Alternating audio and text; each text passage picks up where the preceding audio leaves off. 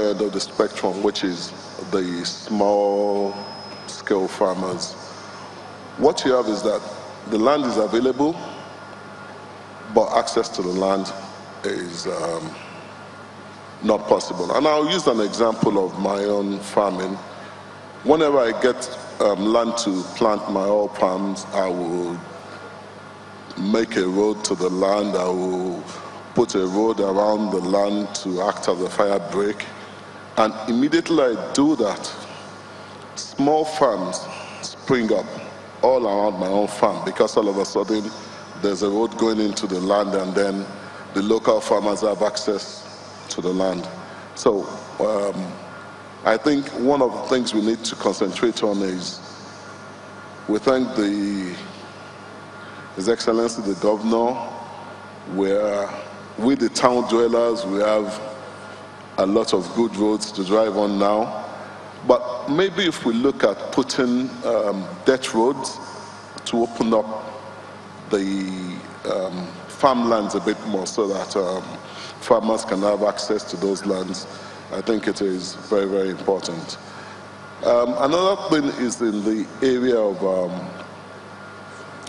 matching the producers and the processors. When the Minister for Finance was talking, she was talking about the amount of wastage in potato grown in Jos, I think. And I think a way around that is processing. We're focusing a lot on growing all those things, but there's a lot of wastages. And I think now we need to start focusing on processing to get the raw food stuff to a stage where it's not perishable anymore. And if we look in that direction, I think it also helps. So that's my only little bit. Thank you very much. Would you want to add to that, please, Mr. Aromola? Your Excellency, the Vice President, the Ogun State Governor, all other protocols observed. If we need to feed the likely growing population of this country come 10, 15, 20 years' time, my immediate thinking is we need to modernize our agriculture. We've said it times and times again that we have everything available, but in the traditional form, the output is extremely low. If you look at areas where agriculture has been properly developed, less than 10% of the population is involved in agriculture. We are still all hands, everybody is encouraged to have a little farm behind his courtyard and stuff. But we need to go a little out of that range, because I think we're overgrowing that now. We need to have seed multiplication centers where improved seeds are distributed to all. Right now, it doesn't matter how well you do it. If you are disadvantaged from the beginning because you are using fairly moribund and less productive inputs, chances are that even with all the goodness in the world, whatever you come up with is not going to be enough. And like has just been said, we need to add value to the things that we actually plant in agriculture these days. We need to add value in the sense that processing must now be given the kind of recognition that it deserves. We must look up the value chain, not just stop at just being farmers. Our experience was to start by being a very big importer and distributor of some of these items. But we realized about 15 years ago that it's almost impossible to sustain that. If we needed sustainability, we needed to go back and see how we could integrate backwards. And what we did was to set up a mill, a rice mill. We have a 1.5 million capacity for rice milling. But after setting that up, we discovered that we didn't have the paddy coming. So we had to now go back and start investing in the local farmers. We had to put up outgrower schemes and involve all the local farmers and aggregate them into cooperatives and start working with them. And half of our work is actually education. It's teaching them improved practices. It's ensuring that they have the assurance that when they produce, we will buy. So more people were attracted into this. We also distributed very improved seeds at almost no cost to them. So we were able to get the rice paddy production up by more than 5 times in no time.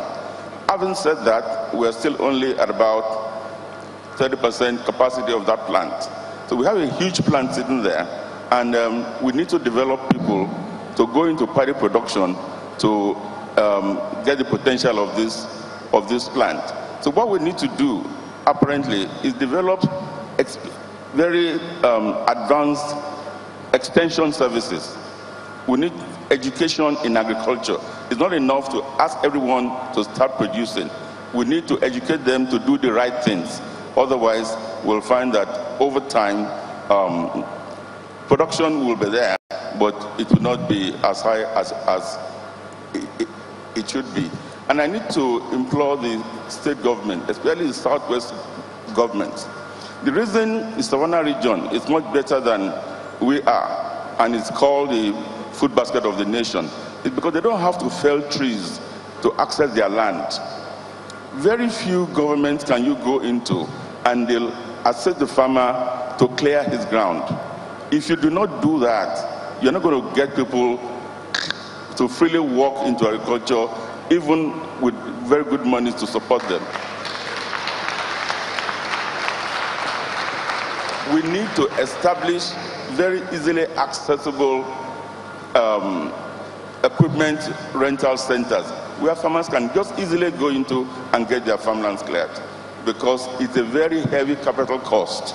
And once you cannot overcome that cost, you are debarred from even starting. So the first hurdle to climb is to ensure that farmers can have access to this implement. And once they have done that, our extension services should be available to provide better seeds as quickly as possible. And also the education as to when and how to do these things. A lot of our produce, as has been said, is lost between harvesting and taking to the market because they do not know just what to do.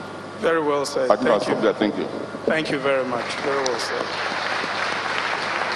I think the key point you made is that I heard you make was that it's important to have training in agriculture as well. It's not just as simple as throwing seeds in the ground, in addition to infrastructure and other factors that need to be taken into consideration.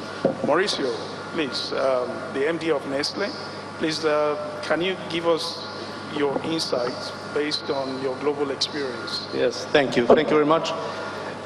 Your Excellency, the Governor, thank you very much for the invitation. Your Excellency, the Vice President, and of course, the President of Mexico. I'm Mexican, so very proud to see you around.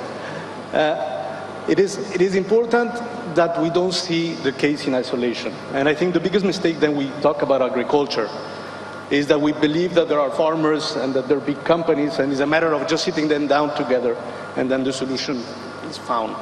And the reality, and I think that's the reason the name of the panel is very appropriate, is you have to look at the whole value chain. And it all starts by the farmers. Farmers are extremely fragmented in Nigeria. So the reality is to be able to talk to the farmers, to engage the farmers, you need to have a level of aggregation. Whether that happens through aggregator, whether that happens through stakeholders, through cooperatives, but the reality is there needs to be a level of aggregators. If you don't